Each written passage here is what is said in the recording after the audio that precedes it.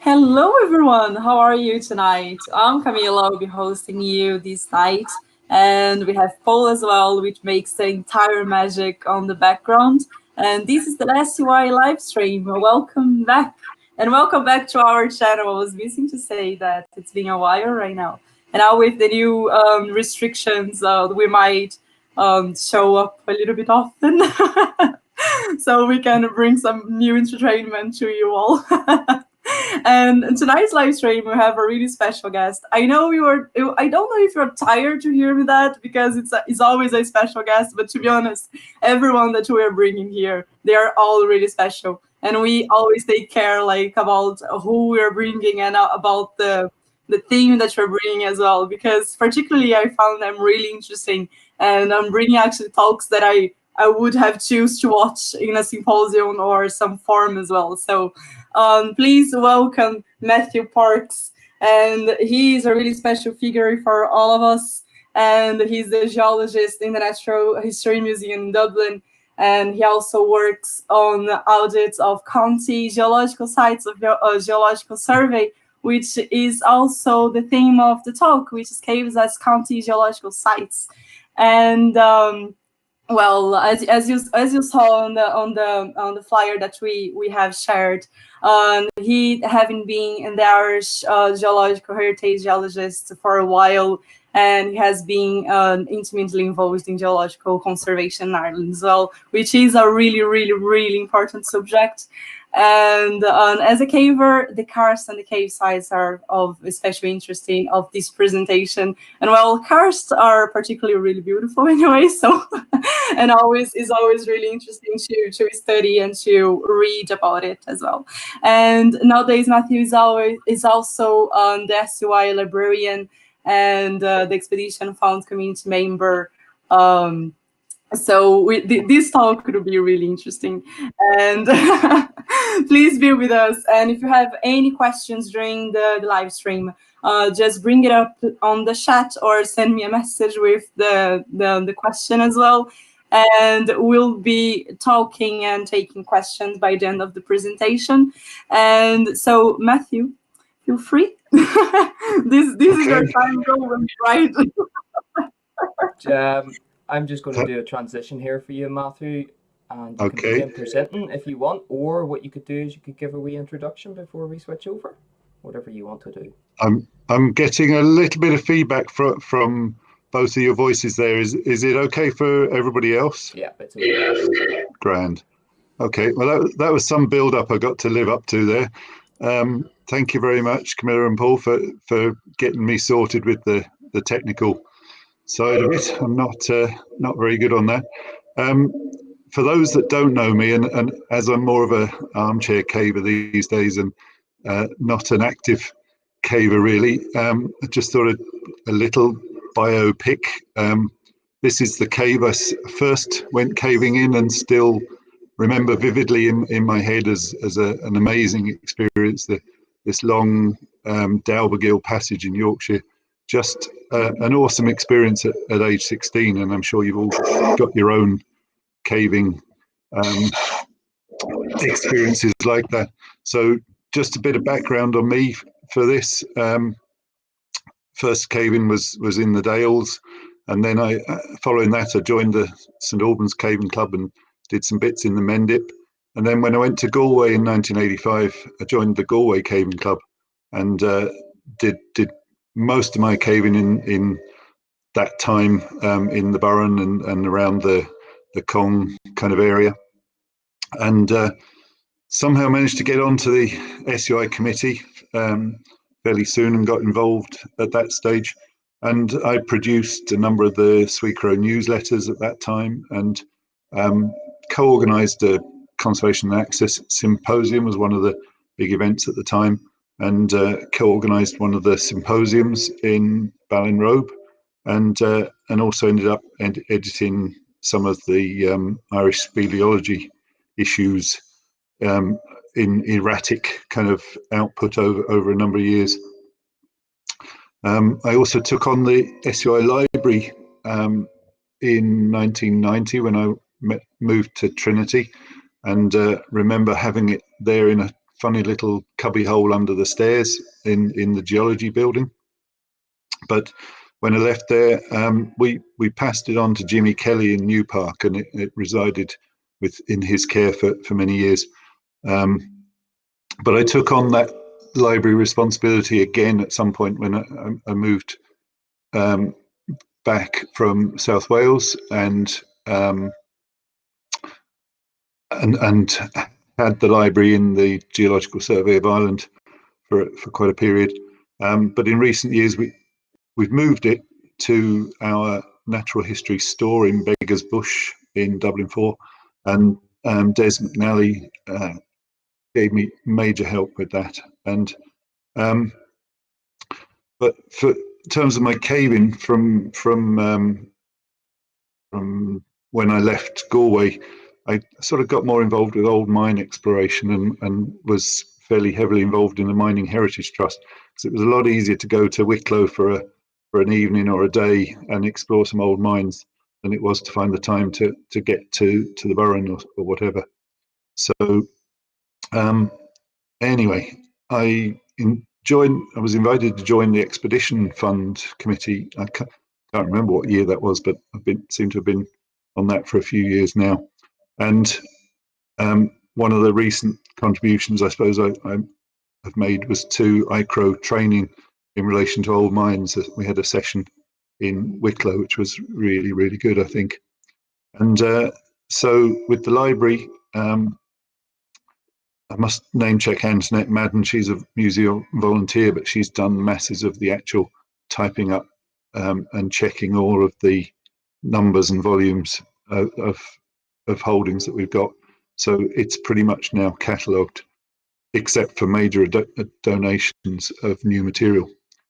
Anyway, that's enough about me. I need to talk a bit about geological heritage in general in order to place the caves in a better context. And for a lot of people who think of geological heritage, they just think of something like the Giant's Causeway. It's a World Heritage Site for its geology. But if we think about caves in a wider context and also other geological sites, there are these special areas of conservation which are a European designation, and they, when you look at the map, it looks like there's loads, but when you zoom in, it's not quite as intense as that.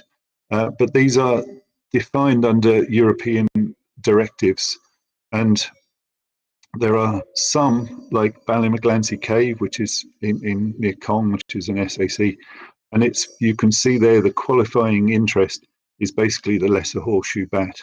So there's a large number of these SACs which are defined because of their biological interest for a particular species. So there's a good number of caves are protected because they are roosts for lesser horseshoe bat. Kiltartan near Cool is another one, for example.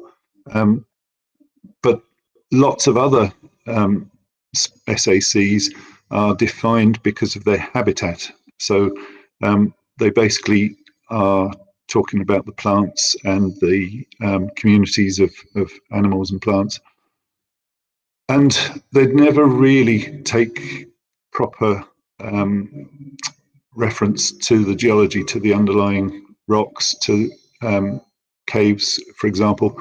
So this one, Aru Mountain in Leitrim, is listed for all of these things, but it also includes many interesting and significant potholes and caves.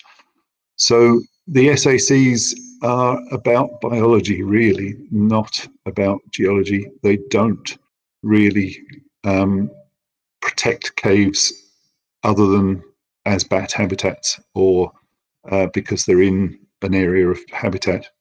So for geoconservation, for geology, there's kind of two options in theory. There is meant to be natural heritage areas, NHAs, which the law was put in place, the Wildlife Amendment Act in 2000, created these as a category of nature conservation for Ireland. And it's meant to be a kind of tier of national conservation below the SAC status. And then there is the non-statutory county geological sites, which I'm going to be talking about mainly. So the NHAs in 20 years, a lot of them have been proposed, and they're treated by planners and a lot of officialdom as if they had legal status, but they're not fully legally designated, except for a good number of bog sites. Those NHAs are again selected for biodiversity, but of course, in many cases, that biodiversity interest is because there is a geodiversity interest there. But if you look at the bottom figure, the number of NHAs designated for geology, 0. So there just isn't really the political will or the resources in the National Parks and Wildlife Service to go through the fairly stringent designation process for these geological sites. So the county geological site was always meant to be a third tier, and in a way it has evolved into the de facto geological heritage mechanism in Ireland. And you can see on this map, audits of all the counties in green have been completed. This started in 2004 with Sligo, and 2005 with Clare, and kind of was an opportunistic approach, if you like, based on the heritage officer wanting something done.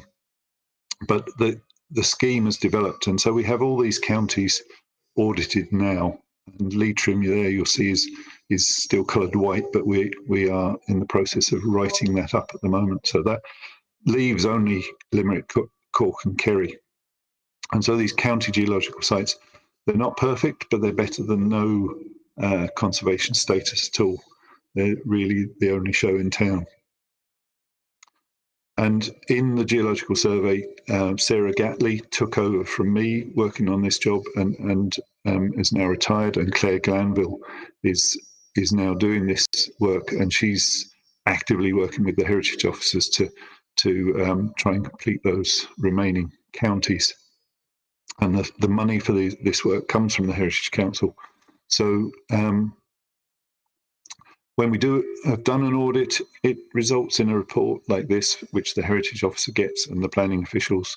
And in general, in normal circumstances, what happens is the sites that are documented in these audits get incorporated into county development plans, and they usually last for 5 years, and they include policies which are about protecting the natural environment, and usually they have specific policies to say they will protect these county geological sites.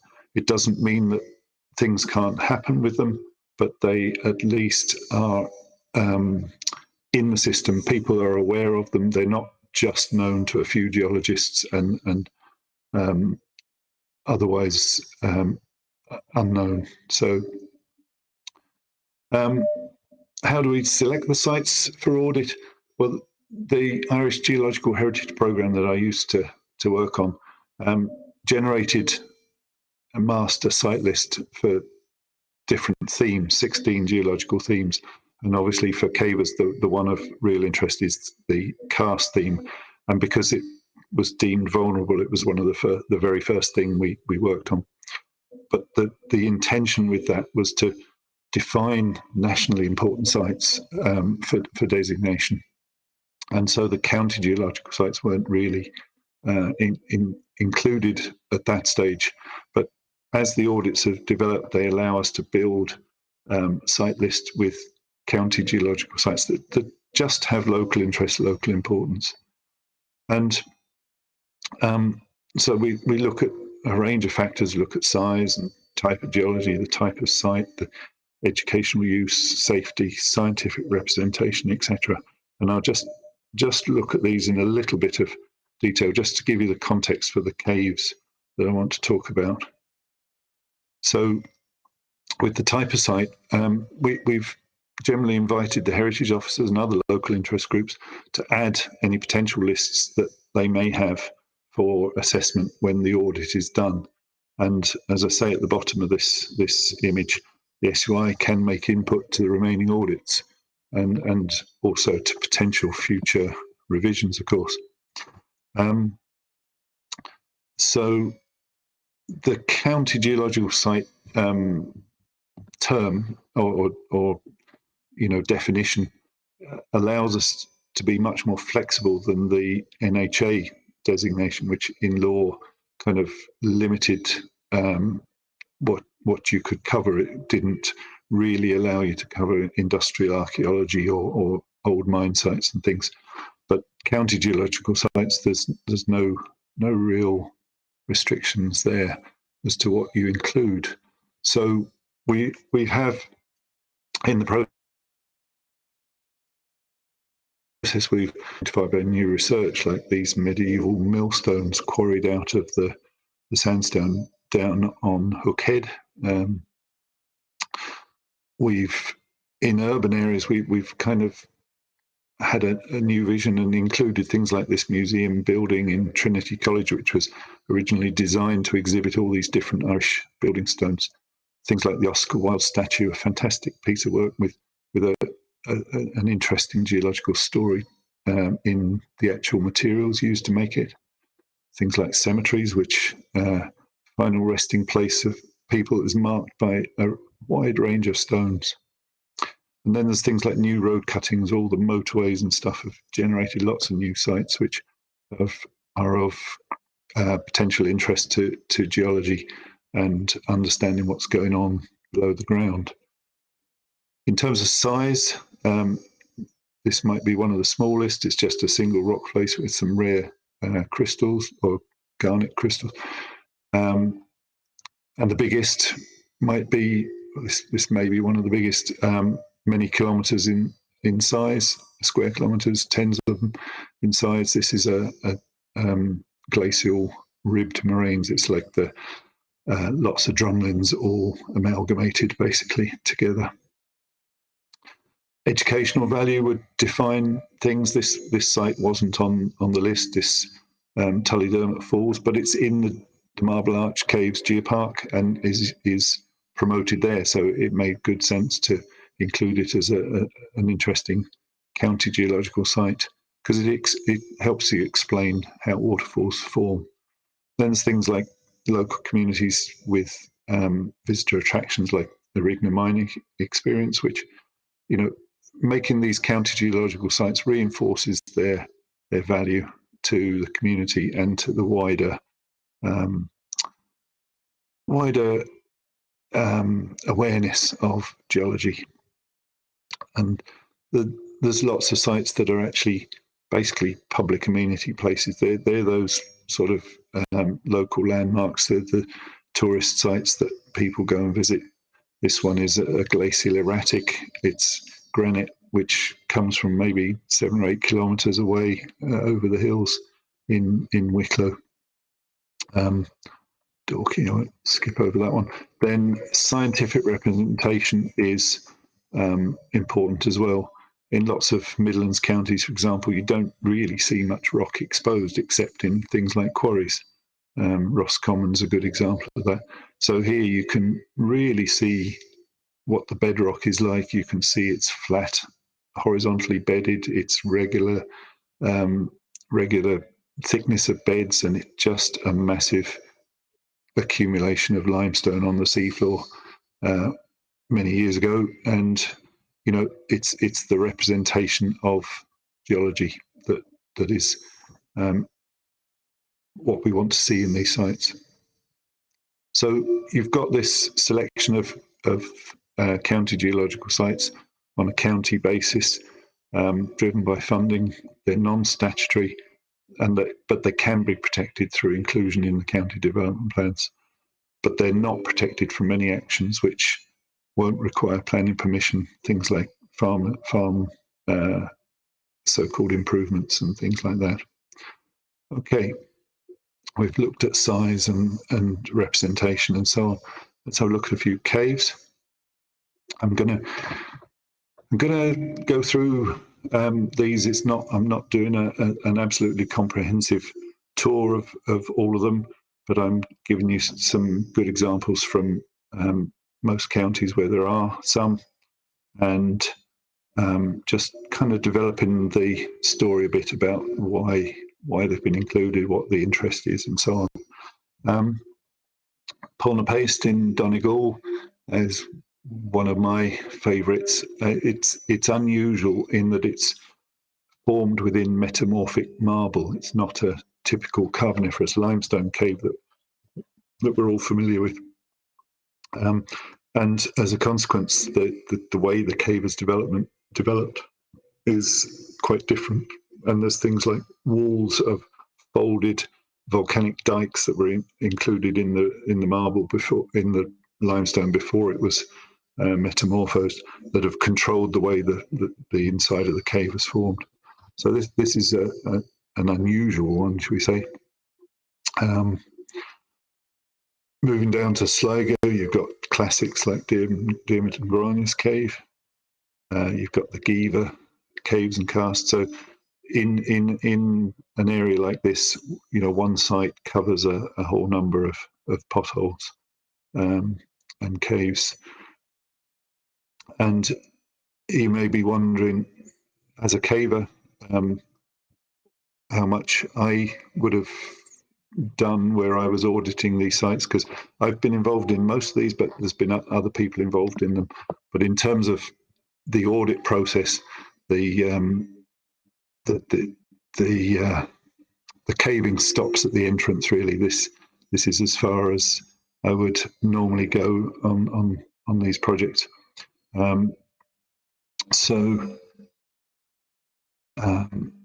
We've got other areas like the Brickleaves where there may not be many caves, and lots of the sites cover a range of karstic features that may or may not include caves. So you do need to look into the detail if you're looking at certain sites to find out whether caves are included or not. Moving down to Mayo, the classic Ale River Cave and the rising at Polar Toomery, that's included. Some of these counties there's very few karst sites, and that would be one of them. In Cavan, there's quite a few, obviously. Classics like this, Polprulisk and Poloniska, with these streams just sinking beautifully into chasms. If we move, that's also in Cavan, White Father's Cave, and there are a good number of others covered in Cavan. If we move to Roscommon, Polnagran there's not so many caves in Roscommon, and so there's not changes. There's variation in the number of caves in a county. In a county like Roscommon, where there's only a few, most of them are actually included. But in a county where there's lots and lots, it's really only perhaps the best that are selected, or some of the major cave systems. So Polnagran is this poky little grotty hole, but with a decent cave in it. Onagat in Roscommon is a sort of quasi-archaeological site with a Ogham stone built in and a souterrain built into the entrance, and visited by quite a few people, guided by the local centre in Tulsk. Moving to Monaghan, we've got Creevy Cave, and many of these caves, some of you will know an awful lot better than I do. I would have only probably looked at the entrance and sinks and risings for these, but not necessarily been in them unless I'd been exploring as a caver independently, not as part of the audit. Anyway, so Creevy Cave is a Monaghan classic, I think. Afuka is another rather interesting site in Monaghan.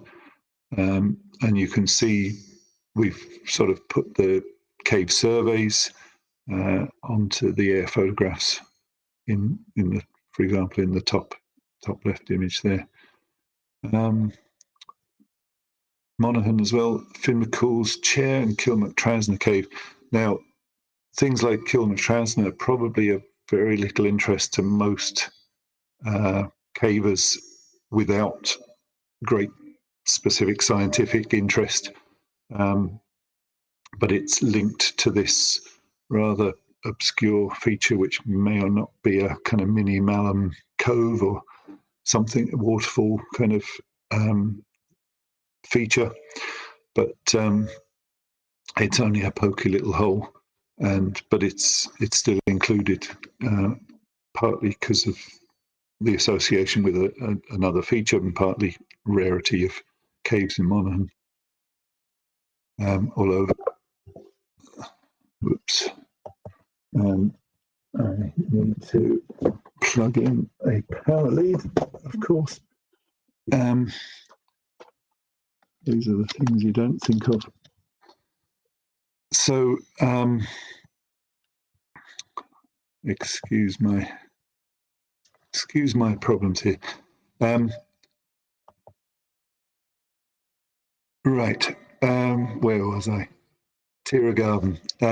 Yeah, this is I've just taken a sliver of the report here just to show you the kind of detail that we describe. So I've got the importance and the management promotion issues. This is on every site report, and I'm basically saying, and this applies to a lot of caves, that basically they shouldn't be visited except by appropriately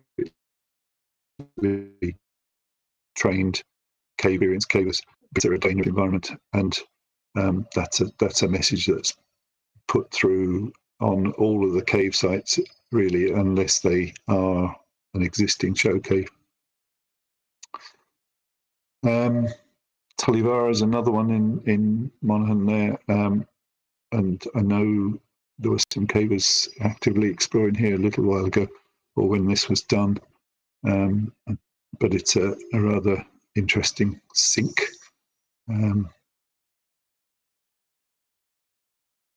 So the site are karst/caves as opposed to just caves. If you move to an obscure sort of site, should we say, like Mount Briscoe Cave in Offaly, I think this is the only one in Offaly. It's a pokey little hole, but it's got a lot of local interest. There was a rescue there in 1977, I think it was. It's got a bit of a story, a bit of history. So that in the Offaly audit that got included, and you can see what it's like. Not of massive interest to most sporting cavers, and yeah, I won't dwell on that any further. There's others like Clapook in Laois that you might look at the survey and see that's only 5-10 meters long, and it's really not much to it. But it's in some of these small hillocks. Here's the entrance, and here's inside looking out.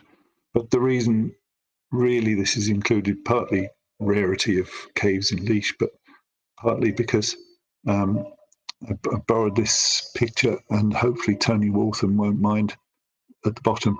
This is what we think that the hills around Portlaoise were like back in sort of 10, 20 million years ago, before the Ice Age anyway, in a much more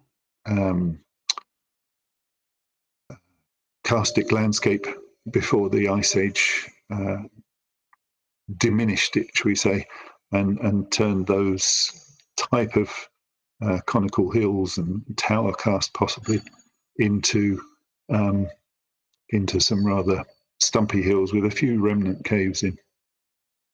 So it's the scientific story we're looking at, what they tell us about the landscape. And similarly with things like Pool of Stores, the other cave and leash that's included. If I move to Clare, this was one of the first counties done, and we do have a lot of cave sites here. You can see simplified geology map of the county with all the sites listed.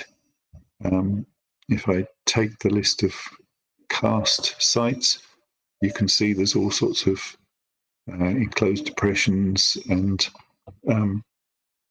particular interest in the mushroom stones in Clare, but I've put all the cave sites in bold. So some of these sites, like St Brendan's and Pornagollum, is a big area which actually includes all the Pornagollum Pulelva system, but other sites as well. And so it's by no means any large number of caves in Clare, but there's some of the more important systems in there. And as I say at the bottom there, as it was one of the first counties, we really only looked at it in the context of sites that were nationally important. So it needs revision, and there may be scope to include other caves in a future effort at that. Glen Curran is one of the caves on the list. I still have vivid memories of falling asleep trying to crawl out of that long, narrow passage in a tiny little space on the top of the tube in the mud that Brian Judd and others had dug out. But this one, partly I've thrown in to remind that sites have other values other than just to cavers. So this is a national monument for its archaeology, which Marion Dowd has dug over several seasons and documented very thoroughly. So there's more people than just cavers interested in some of the caves, I suppose, is what I'm getting at. And some of the older cavers may remember being involved in SUI representations for planning applications for the development of Polynnon as what's now called Dublin Cave for tourists. And as a nationally important geological heritage site, it was something that I had to deal with. At the time, things had already started work here. You can see the shaft, and this was in between a phase of work. But what I did do here was I had a visit with Mr. Brown and Claire McTeer, who also worked on the Clare project, and we kind of tried to get across the conservation message that the tour could be as much about the shape of passages and the geology and the way it formed, and that there was no need to perhaps blast all of, to remove and make square walking passages to get in, but there was potential interest there. I've never been on a visit as a tourist, so I don't know what messages are given there. It would be interesting to know for another day. Also in Galway, in the Gort lowlands, lots of sites there, lots of interconnected karst and underground drainage.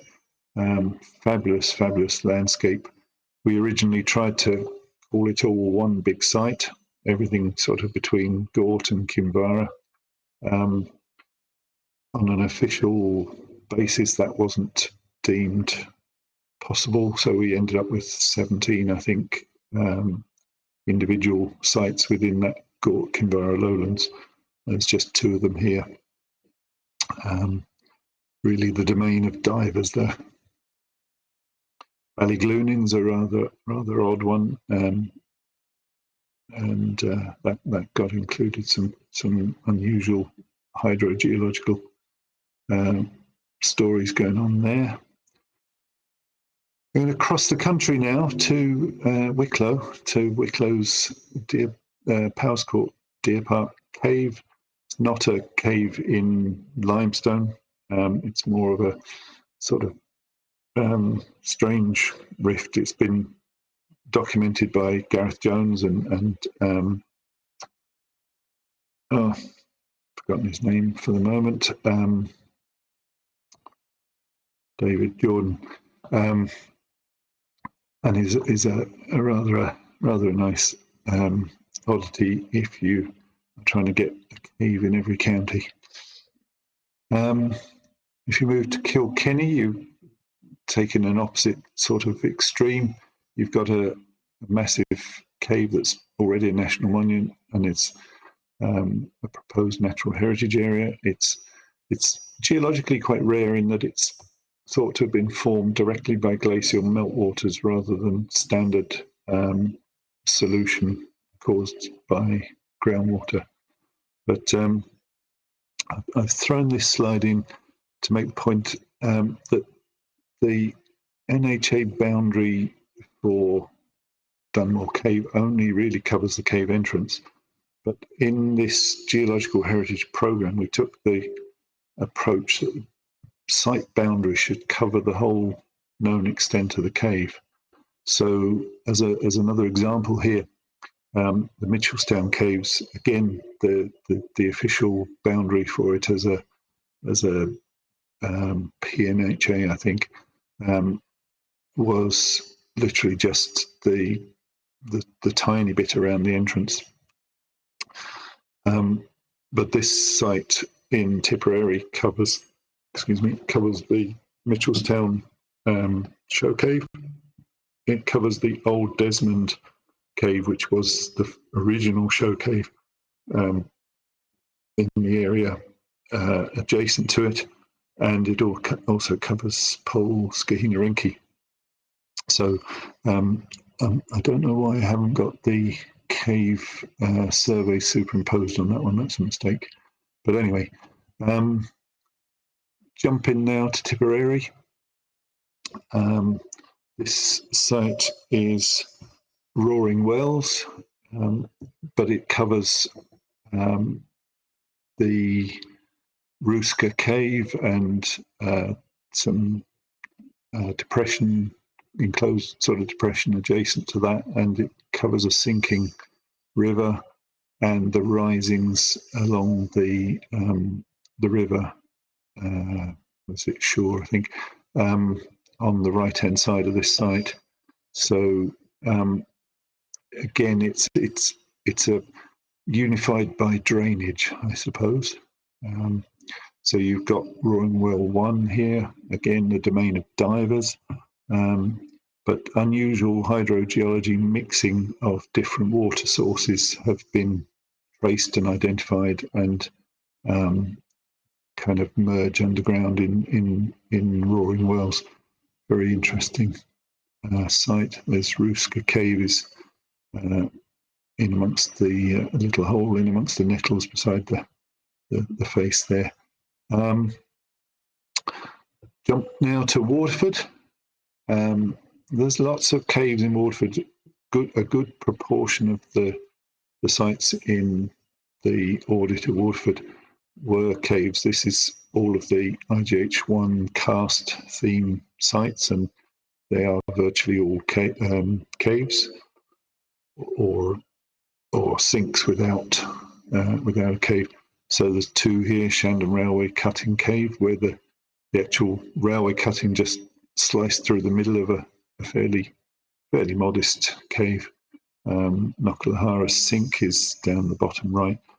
None of these are very photogenic, unfortunately, but you can still have a bit of fun in them. This is Robbie Meehan that I did the Waterford survey with, mostly all relict caves that have been well described by Pete Ryder and the Mouldy Warps group.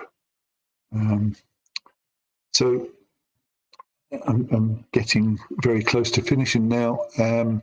Graham Mullen and others, I'm contributing in a little way to a new guide to the caves of South Island, I think is the working title. There was some discussion about that, but there's plenty of good knowledge of the caves, which will feed into Cork, Kerry, and Limerick audits when they happen, COVID and funding permitting.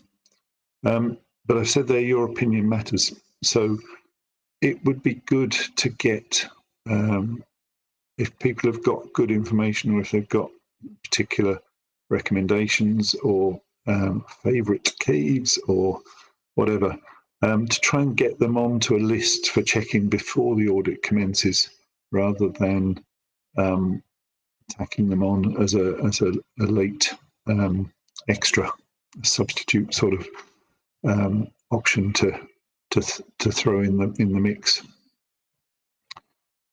So that's it on the caves as county geological sites, and thanks for listening. I hope it was of some interest. But I just have a couple of slides.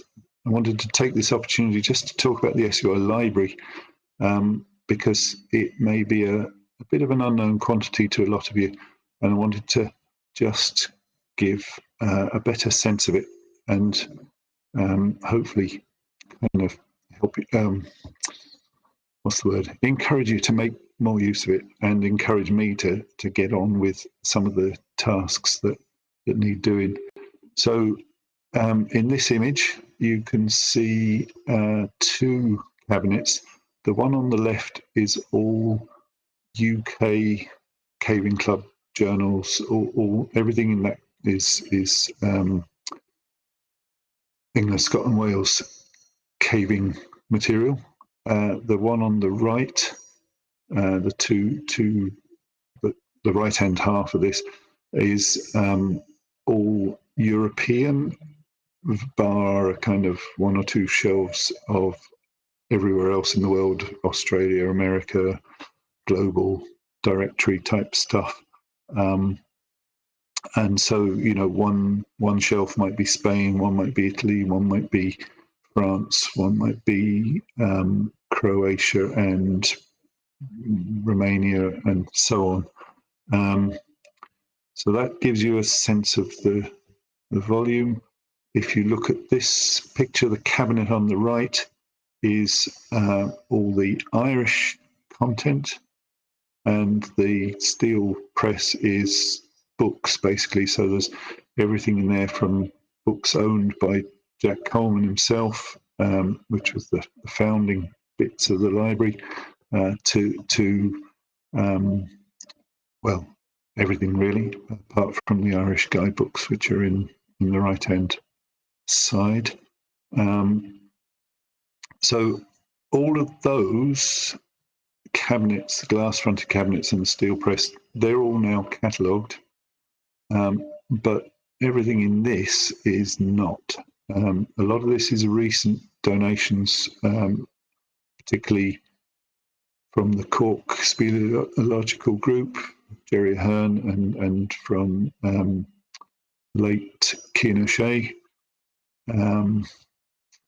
It's not all. Some of it is actually SUI financial records, and it may not need to be kept beyond a certain period, but there's all sorts there. So I've still got a lot of work to deal with that, but at least I know what we have in the rest of the library, so I can go through this and basically figure out what's duplicate and what's not. There's a lot of surveys in the rolled up box on the left, you can see. And so there are a lot of duplicates we've had a lot of really good donations from people like Gareth Jones, from Jeff Phillips, and others. And going through those has generated a degree of duplicates. And at some point, when everything is checked, these may become part of a fundraising effort at a symposium, if we can ever hold one again. Hopefully, we can get past that. Very, very, very briefly, just to finish, I'm also on the Expedition Fund Committee, and I find this really rewarding because, in a way, it's kind of, for me, it's caving by proxy. It's trying to help people do really exciting caving that I would have loved to have done, never quite got to, but I'm not even spending my money. So I suppose just ending, this one is Gortine and Gwinnell up in beside Largy up in Leitrim. I've been up here recently in relation to the defining a county geological site in this area, like all the different caves and karst features there. But I was struck by the incredibly good quality and standard of the previous reports done by Pete Barry and all the other people involved on the potholes in this, what's really quite a featureless bare area.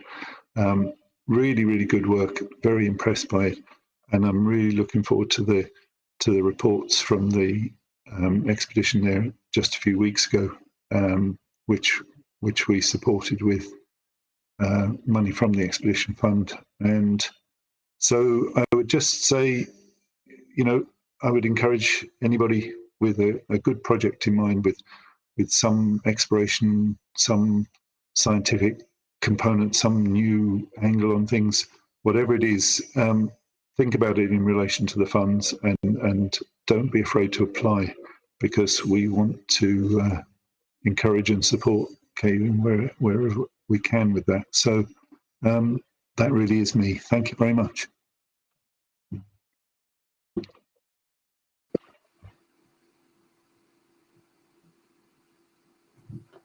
Thank you, Paul. Hi, here. Am I back? I think so. Yes. Okay. Thank you so much for your presentation, Matthew. Thank you so much. It's always like every time that the presentation is over, I'm just thinking that I had a really amazing class about the subject. So thank you so much for that, really, and for compile so many information and really interesting information. And there's a couple of questions that we have here. And I'm just going to start with the first one that I received, and it's from Petey Barry. I'm surprised. So he's saying, I never heard of, I'm sorry if I pronounce this wrong, okay, but I'm trying to. I never heard of Kilmactresna cave before. Was it known to cavers before? I don't think so. I think we just found it when we were looking for the other feature, or else it was on the 6-inch Ordnance Survey map as a cave, and we just investigated it. Kilmactresna is probably the townland name, I think. It's pretty scrappy. It's it's a sort of a small chamber with a boulder and some bat shit, basically. Okay. Excuse my language there. No, that's all right. That's all right. Now the question is like more like chatting, so we don't need to worry about it. And I have a question here: is that how long it takes for a cave to become, or a caving area, or a specific cave to become or to be considered as geological site? Sorry, can you say that again? Yes. How does it? How How does long it? does it take? I'm getting echoed, so I didn't quite catch that. I'm Is it sorry. how long? How long? Yes. Oh, the process. Well, there is a list of caves existing for Kerry, for Kerry and Cork and Limerick, which were done back in about 2000. There was a list of nationally important or considered nationally important sites, and that was done by a contract team that included John Kelly and Dave Drew and Gareth Jones. So it's really good, solid stuff that stands up. But it was done with a national importance reference kind of mindset. So lots of other really good, important sites didn't get covered. But that list exists. When a county is when an audit is agreed, when the money's put up, basically, most of them take. It's usually from sort of April to November.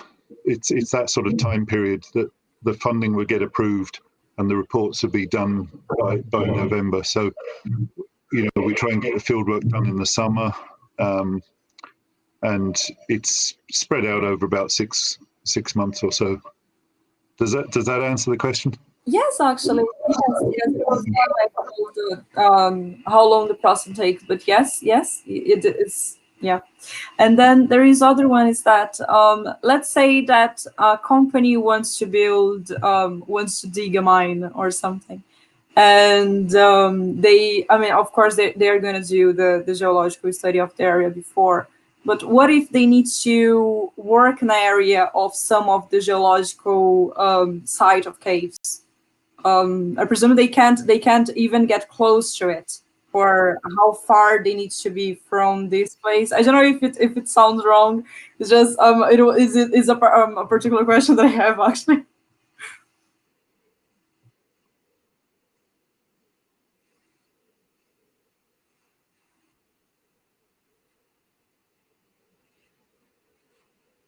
Can people get with proposed developments to Yes. Because they are non-statutory, that means that they're in the county development plan, but it doesn't mean they have any full legal protection like an SAC would. So it basically means that there would have to be consultation, but it doesn't necessarily stop or restrict any development if the council kind of weigh up the cave scientific interest against the economic interest of whatever it is, they may grant permission, and the cave is then, not. It's totally open, I suppose. It's a matter of negotiation. But if the cave is on the list, then nobody can kind of dig it away quickly and destroy it and say, "Oh, we didn't know about that." At least it's in the public domain. There is information there saying this is an important site, and so whether it be the local community wanting to protect it, or a landowner, or the SUI, or the Geological Survey may say, we think this is too scientifically important to allow this other development happen. It's part of that negotiation that you get in any planning situation, really. And is there levels for it? Talking about conservation levels. In terms of importance, or yes. Well, really, in conservation broadly, SAC is kind of the highest level. Well, there's World Heritage Site and also UNESCO geoparks, which some people will have heard of, and obviously about Marble Arch is one of three in Ireland, and the Burren is another, and then the Copper Coast is the third. But because they are UNESCO geoparks, they actually have a really high status that's considered equivalent to a World Heritage Site in UNESCO now. So basically those areas are really quite well protected in terms of the scientific and landscape interest. So below that, then the SAC is the most important, perhaps, and there's also SPA, a special protection area, but that's a bird-based designation, so it doesn't really relate to caves very much. It's mostly about water bodies, and then the proposed NHAs are not necessarily fully legally processed, but the county councils tend to treat them as if they are fully legal entities. So if a cave is already a proposed NHA because it's got bats or it's got particular habitat, then that is good statutory protection. And then below that is the County Geological Site. So it's the lowest non-statutory type of protection, but in reality it's perhaps more practical, because the county council are commissioning these audits, and they want the information, they want to know about it. So it has good practical basis, I think. So there are consequences then if someone defies the county order? Well, if a county council includes the list of sites as county geological sites, and they also have a policy that says it's our intention to protect these sites, then the onus is on them to make a really good argument for allowing any kind of development that would affect those sites. If they listed them as that measure of protection by virtue of the policy. So it doesn't mean they can't say, we think, the economic value of building a computer plant or something is not more important, and the cave can be sacrificed, but it means the pressure is on them to make that argument. Does that make sense? Yep. Yes, and we have it's just a comment, actually. It's not more like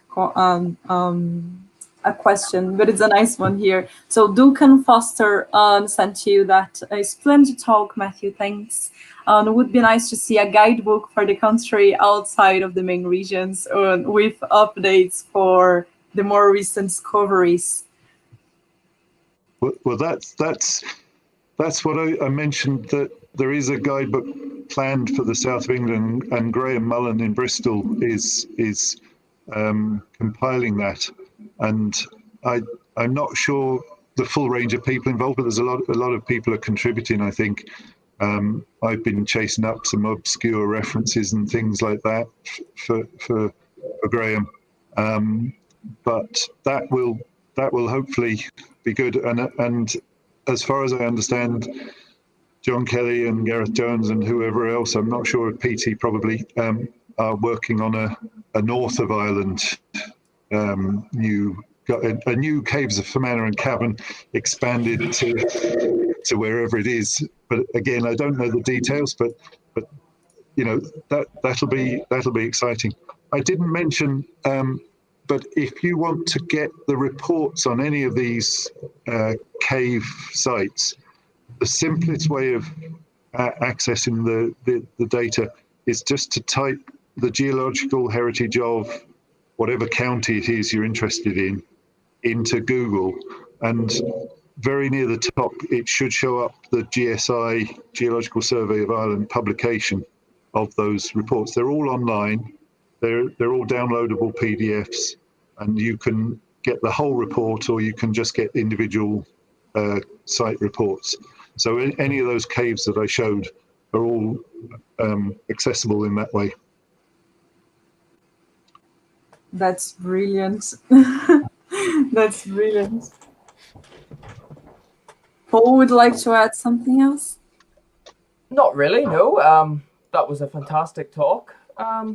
Matthew, I very much thank you very much for joining us. It was my pleasure. Thank you, because it's nice.